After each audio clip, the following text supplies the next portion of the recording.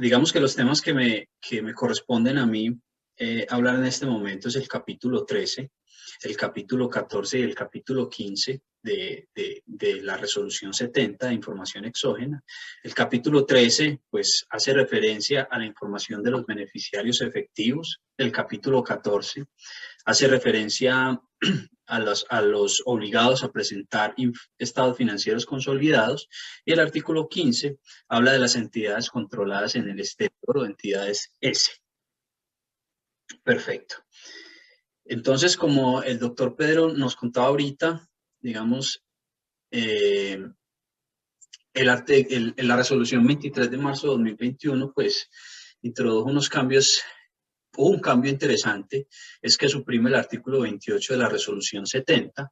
Eso quiere decir que la información de los beneficiarios efectivos, pues para el año 2020 no se tendría que reportar, ¿cierto?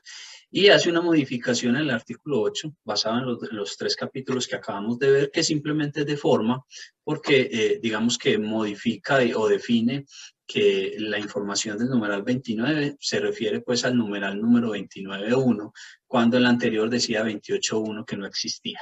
Entonces, ese es como el cambio interesante en los beneficiarios efectivos. Digamos que aunque no es obligación para el año 2020 reportar el tema de los beneficiarios efectivos, quisimos hacer como un zoom o un doble clic en este punto, especialmente porque el artículo 28 dice que la información de los beneficiarios de efectivos deben, digamos, enviar, entre otras, las sociedades nacionales, los establecimientos permanentes, las empresas del exterior, las sociedades fiduciarias respecto a los patrimonios autónomos, los encargos fiduciarios administrados, los administradores de fondos de inversión colectiva y quienes reportan información de los contratos de colaboración empresarial de acuerdo al artículo 27. ¿Por qué lo pongo en negrilla? Porque digamos que en este punto de los que reportan contratos de colaboración empresarial del artículo 27 ya no se nos hace tan lejanos el tema de información de beneficiarios efectivos. ¿Por qué? Porque este artículo 27, como lo decía el doctor Pedro digamos que en los puntos anteriores, hace referencia a los contratos de colaboración empresarial, a los consorcios, a las uniones temporales, a los contratos de mandato, administración delegada, a los contratos de explotación y exploración de hidrocarburos, gases y minerales, joint venture, cuentas en participación. Eso quiere decir entonces, pues que estas personas que estén en ese artículo 27, pues no para este año, sino posiblemente para los otros, van a estar obligadas a reportar esta información de los beneficiarios efectivos. ¿Por qué hacemos un zoom? Porque ¿quiénes son entonces los beneficiarios efectivos en un contrato como los que acabamos de ver, para que no nos centremos en los primeros, sino en los contratos del artículo 27? Digamos que los beneficiarios efectivos, entonces, serían ¿quiénes? Las personas naturales que cumplan con cualquiera de las siguientes condiciones. Entonces, tener el control efectivo, directa o indirectamente, de una sociedad y ser beneficiaria directa de las operaciones o actividades que lleva a cabo esta sociedad. ¿Qué quiere decir eso? Mire, posiblemente para el otro año, lo que va a suceder es que las personas que tienen contratos de colaboración empresarial, cuentas en participación, contratos de mandato, joint venture, y que están dentro del artículo 27, pues tengan que mandar la información de los beneficiarios efectivos, toda la información, digamos, que nos solicita el capítulo número 13. Eso quiere decir que tendremos que revelar quiénes son las personas naturales que están detrás de toda la operación. ¿Por qué hacemos doble clic? Porque nosotros sabemos que de alguna manera estos contratos de colaboración empresarial han sido un poquito satanizados por la administración tributaria, y de alguna manera pues tendrá que ser el contribuyente quien demuestre, cuando, digamos, la DIAN tenga la información, que estos contratos de colaboración empresarial sí tienen sustancia económica y no se realizaron pues con el objetivo de defraudar el fisco. Y por eso es que, digamos, hacemos doble clic para que las personas tengan en cuenta que para los próximos años posiblemente que tengamos que reportar el beneficiario efectivo, digamos que la DIAN pueda tener más opciones de encontrar quiénes son las personas que están detrás de esos contratos. ¿Listo?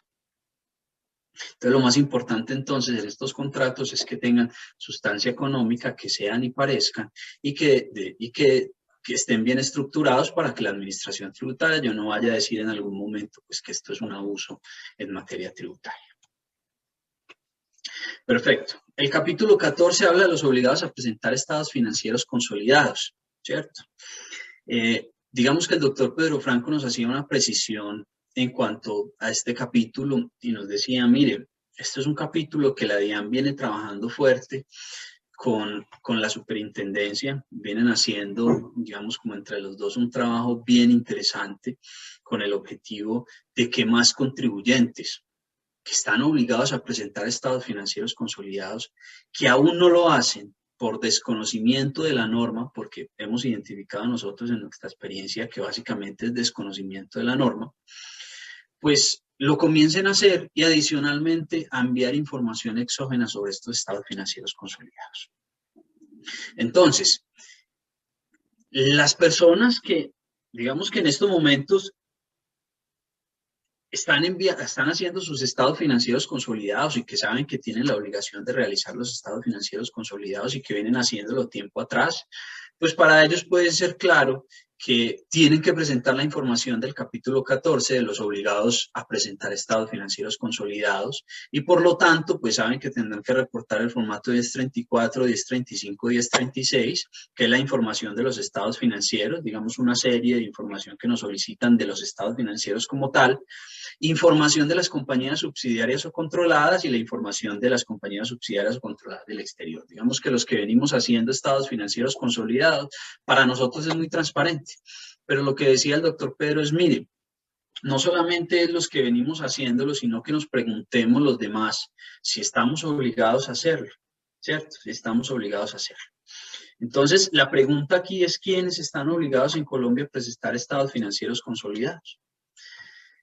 Digamos que esto lo abordan dos normas, digamos que la ley 222 del 95 desde el punto de vista comercial define unas condiciones y la NIF 10, digamos desde el punto de vista de las normas contables internacionales o la norma de información financiera, define también quiénes están obligados a presentar estados financieros consolidados y estas dos normas, aunque no son contrarias, tienen definiciones un poco distintas, pues se unen y digamos que traen, o más bien definen un significado pues como particular y dice, mire, cuando usted posea más del 50% más uno del capital de la sociedad, pues comercialmente la norma dice, estás obligado a presentar estados financieros consolidados. La NIF 10 dice, cuando tengas, digamos, el poder sobre esta participada o sobre esta entidad controlada. También dice la norma, mire, cuando posea la mayoría decisoria, ¿sí? O cuando en virtud del contrato ejerzas influencia significativa o influencia dominante. Entonces, digamos que el llamado aquí, como lo decía el doctor, y que es verdaderamente importante, es que nosotros los contribuyentes, cuando tengamos inversiones en nuestras asociadas, en nuestras subsidiadas, revisemos si estamos obligados en virtud de la ley 222 del 95 de la NIF 10 a presentar estados financieros consolidados. Porque si es así, pues digamos que esto define, digamos, o este capítulo se define importante, porque lo que quieren las normas es poder, de alguna manera, digamos, incluir en este universo más obligados. ¿Listo?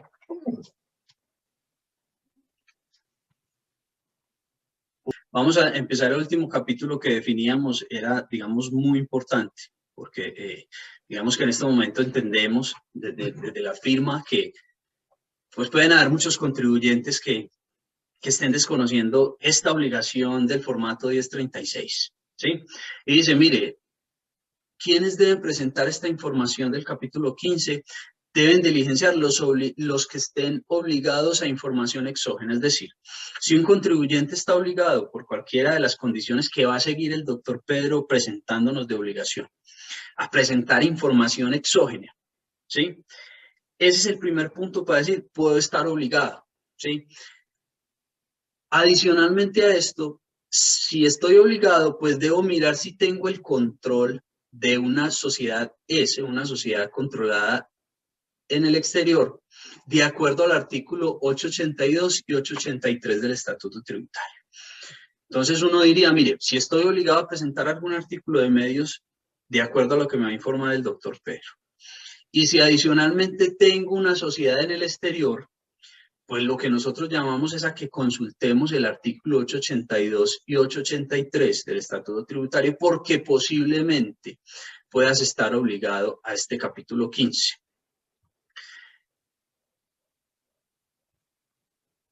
¿Qué me dice entonces? Miren, el artículo 882 me define quiénes son entidades controladas del exterior. Y dice, para efectos de lo previsto en este título, ¿sí?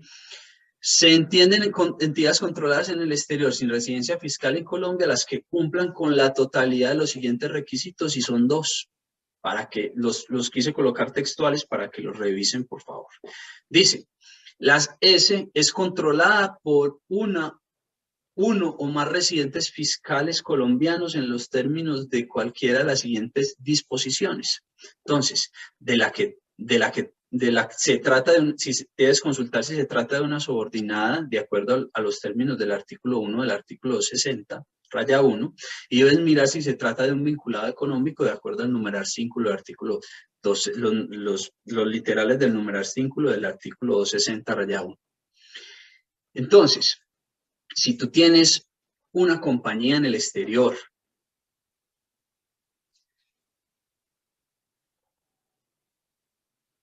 que sea una subsidiaria de acuerdo al artículo 260 o que tú tengas vinculación económica de acuerdo al numeral 5 del artículo 61, y esta sociedad no tiene residencia fiscal en Colombia y tú estás responsable de presentar medios por cualquiera de las obligaciones que el doctor Pedro está exponiendo, entonces estás obligado a presentar el capítulo 15 de la resolución 070, siempre y cuando, de acuerdo al artículo 883 del estatuto,